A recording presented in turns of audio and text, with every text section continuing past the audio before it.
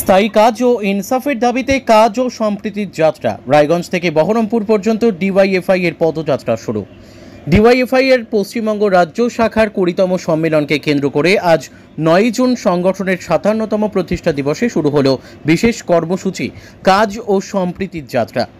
এই যাত্রা উত্তর দিনাজপুর জেলার রায়গঞ্জ থেকে শুরু হয়ে আগামী 12 জুন বহরমপুরে শেষ হবে।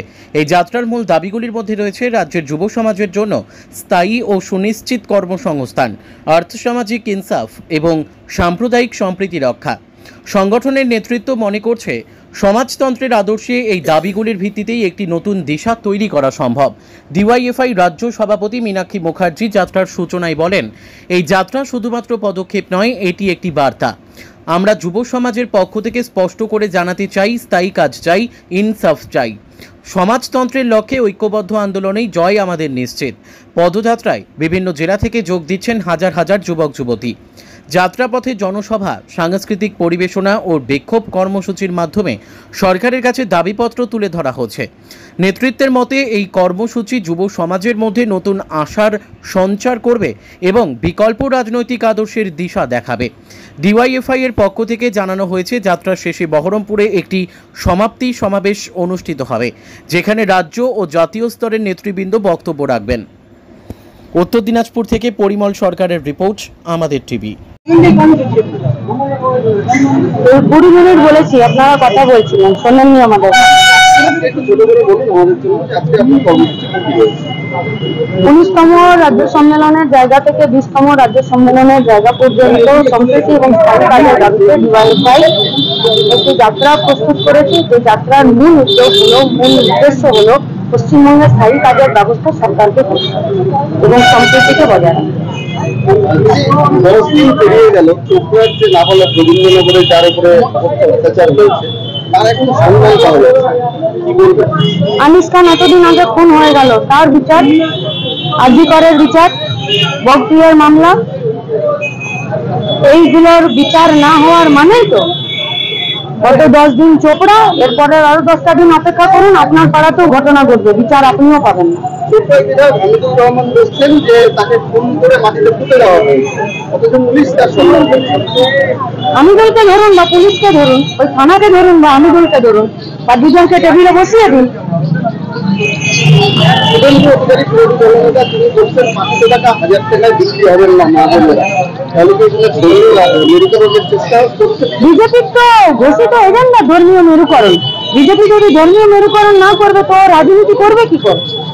বিজেপির মূল উদ্দেশ্য কি? মনোবাদ কি? ধর্মের ভিত্তিতে তো নতুন কথা নয়। বিজেপি পার্টিটা ধর্মের মেরুকরণ করার জন্যই পার্টিটা তৈরি হয়েছে। যে পার্টিটা ধর্মের মেরুকরণ করার জন্য এবং ধর্মীয় একটি দেশ তৈরি করার জন্য তৈরি হয়েছে, তার আবার নতুন করে বলতে হবে নাকি যে এই কথায় ধর্মীয় মেরুকরণ প্রমাণিত হলো না, ওই কথা প্রমাণিত হলো? বিজেপি তৈরি হয়েছে, আরএসএস এর রাজনৈতিক সংগঠন বিজেপি। এই বিজেপির মূল কথা হলো হিন্দু ধর্মের একটি রাষ্ট্রকে পরিণত করা, তার মানে তো ধর্মীয় মেরুকরণ, নতুন কথা নয়। অমিত শাহ বলছেন এবারে 26-এ তামিলনাড়ু এবং বাংলার অভিযোগ। আর পশ্চিমবঙ্গের 100 দিনের কাজটা কি হবে আগে সেটা বলুন। অমিত শাহ দেশের স্বরাষ্ট্রমন্ত্রী, তো পশ্চিমবঙ্গের 100 দিনের কাজটা বন্ধ আছে।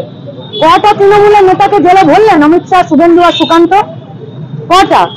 পশ্চিমবঙ্গের রাষ্ট্রায়ত্ত মানে কেন্দ্রীয় সরকারের দেখরেখে যে কারখানাগুলো চলছিল, পরিবারগুলো চলছিল, অমিত শাহ সেইগুলোকে খোলার জন্য কোনো ব্যবস্থা করলেন? তাহলে কাজের বিষয়ে কথা নেই, 100 দিনের কাজের বিষয়ে কথা নেই। পশ্চিমবঙ্গে 100 দিনের কাজটা বন্ধ রেখে দিয়েছে, সেই বিষয়ে কথা নেই। শুধুমাত্র বডিকে দখল করার জন্য তাদের যত চিন্তা। আমাদের চিন্তা পশ্চিমবঙ্গের বেকার ছেলেমেয়েগুলো কি করবে? ভোট লুটের সঙ্গে যুক্ত হবে নাকি গতর খাটিয়ে মান সম্মানের সাথে ইজ্জতের সাথে নিজের রুটি নিজে কামাবে? তার জন্য সিদ্ধান্ত আপনাদেরকে ঠিক করতে হবে। অমিত শাহ স্বরাষ্ট্রমন্ত্রী হয়ে গেছে বলে বাপ খাজানো মায়ের খাজানো যা খুশি তাই কথা বলবে, পশ্চিমবঙ্গের সমস্ত রাজনৈতিক দলগুলি তার পিছনে ছুটে বেড়াবে। এটা যারা ছুটে বেড়াবে ডিআইটা ওদের পিছনে ছুটবে। আপনি বক্তব্য রাখার সময় বললেন যে পরিযায়ী শ্রমিকের সংখ্যা বাড়ছে, দ্বিতীয় স্থানে রয়েছে, এই বিষয়টা কি বলবেন? বাইরে গিয়ে অত্যাচারের শিকার এই তথ্য ভুল। প্রথম, দ্বিতীয়, তৃতীয়র কথা আমি বলছি না, যে গোটা তথ্য। রাজ্য সরকার কি কোনো তথ্য দিচ্ছে? রাজ্য সরকার কেন তথ্য দিচ্ছে না? রাজ্য সরকারের ভয় কোথায়? রাজ্য সরকারকে তথ্য দিতে হবে। শিশু শ্রমিকরা পশ্চিমবঙ্গ কোথায় দাঁড়িয়ে আছে, বললে না পাওয়া পশ্চিমবঙ্গ কোথায় দাঁড়িয়ে আছে, পরিযায়ী শ্রমিকরা ঠিকা শ্রমিকরা পশ্চিমবঙ্গ কোথায় দাঁড়িয়ে আছে, পশ্চিমবঙ্গের কত বেকার যুব ছেলেরা মেয়েরা আছে, কতজন আজকে কাজ করছে, কতজন কাজ পায়নি, তার তথ্য দিতে পারবে। 10 দিনের মধ্যে পশ্চিমবঙ্গের মমতা ব্যানার্জির সরকার এই তথ্য দিতে পারবে? আমরা চ্যালেঞ্জ করলাম পশ্চিমবঙ্গের মমতা ব্যানার্জির সরকার এই তথ্য দিক। আর এই তথ্য নেওয়ার জন্য বিজেপির বিরোধী দলনেতা শুভেন্দু অধিকারী এই তথ্য বের করে আনার জন্য 10 দিন তারা সময় নিত, শুধু ডেটাটা দিয়ে। রবীন্দ্রনগরে ঘটনা তো এই ধরনের ঘটনা নতুন নয়, উত্তর দিনাজপুরে এই ধরনের প্রচুর এগুলো কি কোনো রকম ব্যবস্থা করা উচিত নয়? কে করবে ব্যবস্থা? আপনি ট্যাক্স কাকে দেন? পশ্চিমবঙ্গের সরকারকে। তো ভোট কাকে দিয়েছেন? তাকেই দিয়েছেন। সে হারুক বা জিতুক, যারা জিতেছে তারা আপনার আমার দুজনেরই জনপ্রতিনিধি। তো ট্যাক্সের পয়সা নিয়ে তারা যদি পাশ ফিরে ঘুমায়, আপনার আমাকে রাস্তায় দাঁড়াতে হবে। এই প্রশ্নগুলো, এই বুনগুলো রাজ্য সরকারের দিকে থাকতে হবে, জবাব রাজ্য সরকারকে দিতে হবে। ট্যাক্সের টাকা আমরা দিচ্ছি, সরকার পরিচালনা করার জন্য উদাহস্ত পরিশ্রম করছে এ রাজ্যের 10 কোটি মানুষ, এ রাজ্যের বেকার ছেলে মেয়েরা, এ রাজ্যের বাচ্চারা, এ রাজ্যের মায়েরা কেন প্রতিদিন তারা নিপীড়িত অত্যাচারিত হবে? তার উত্তর তো রাজ্য সরকারকে দিতে হবে। আমরা তো তৃণমূল কংগ্রেস বলছি না, আমরা রাজ্য সরকার বলছি। আমরা তো তৃণমূল কংগ্রেস বলছি না, আমরা পুলিশ বলছি। আমরা তৃণমূল কংগ্রেস বলিনি, আমরা বলছি মলয় ঘটক রাজ্যের সমমন্ত্রী। আমরা তো একবারও বলিনি তৃণমূল কংগ্রেস, আমরা বলছি পশ্চিমবঙ্গের লেবার কমিশন। এরা কবে মুখ খুলবে? এরা কবে কথা বলবে? এরা কবে কথা বলবে? আপনাদের এই আন্দোলনে কি পরিবর্তন হবে ছাত্র সমাজ? তাহলে আমরা বাড়িতে ঢুকে গেলে পরিবর্তন হবে? কে আছে? বামপন্থীরা এবং ডিওয়াইএফআই ছাড়া 26,000 চাকরি বলুন, আরজি কর বলুন, আনিস খান বলুন, পরিযায়ী শ্রমিক বলুন, 100 দিনের কাজ বলুন, বিজেপির যুব মোর্চার একটা আন্দোলন দেখান তো, তৃণমূলের যুব সংগঠনের একটা আন্দোলন দেখান তো, একটা আন্দোলন, একটা দেওয়াল লিখন দেখান তো, যে পশ্চিমবঙ্গের 100 দিনের কাজকে 200 দিন করতে হবে বলে তৃণমূলের যুব সংগঠন বা বিজেপি যুব সংগঠন একটা কথা বলেছে কোথাও?